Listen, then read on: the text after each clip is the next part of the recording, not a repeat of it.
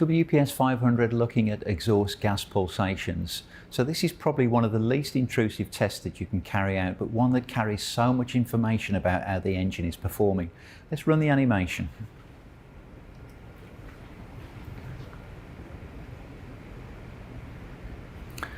So here we have a 4-cylinder engine, and of course we've got contribution to exhaust gas pulsations from combustion. And we're going to apply the pressure transducer into the tailpipe. So again, switch on the pressure transducer and allow it to calibrate. So switching on, make sure the test port is open to atmosphere. We calibrate on all 3 ranges, and for this test we are going to want range 3 and zoom 1, because we can zoom using the transducer.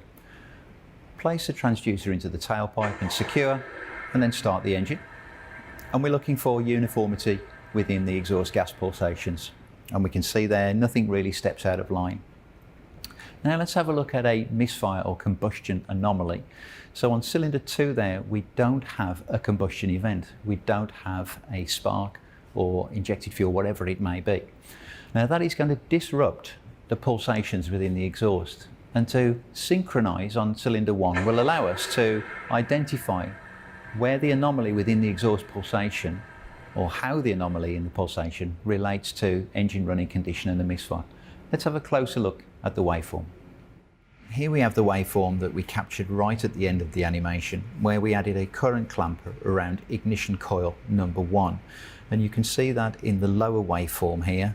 So we've got ignition event number 1, and then again 720 degrees later. So in between here we have the pulsations from the exhaust. And uniformity again is everything that we're looking for, and we can see here that we do have quite a deep pull within the exhaust gases. So let's look at the upper waveform in full screen mode, and let's analyze this a bit closer. So this is zoomed on an area 720 degrees. So here we have ignition event number 1, here we'd have number 3, number 4, number 2, and then back to 1 again. So we see here that we have an event and this negative pull here. We then have like what we call a recovery, then we have a pulsation and another pulsation. Now these would all even out if we didn't have this event here. So what is this event? Well, this is the exhaust event from cylinder number 2. It was number 2 in the animation, if you remember, and number 2 cylinder was misfiring. So number 2 will fire at this point here. Remember, the firing order is cylinder 1, 3, 4 and 2. So at this point this will be the expansion stroke of cylinder 2. Then approximately 20-30 degrees before bottom dead center on the expansion stroke of cylinder 2, we will open the exhaust valve, and at that point we will have a deeper pull within the exhaust, because there'll be a different pressure on top of the piston of cylinder 2 because of the misfire when the exhaust valve opens. So let's think about that for a second. Typically the pressure above the piston will be above atmospheric pressure when the exhaust valve opens where there's been combustion, but there was no combustion on cylinder 2. As a result, we get a lower pressure or a negative pressure pulse within the exhaust system.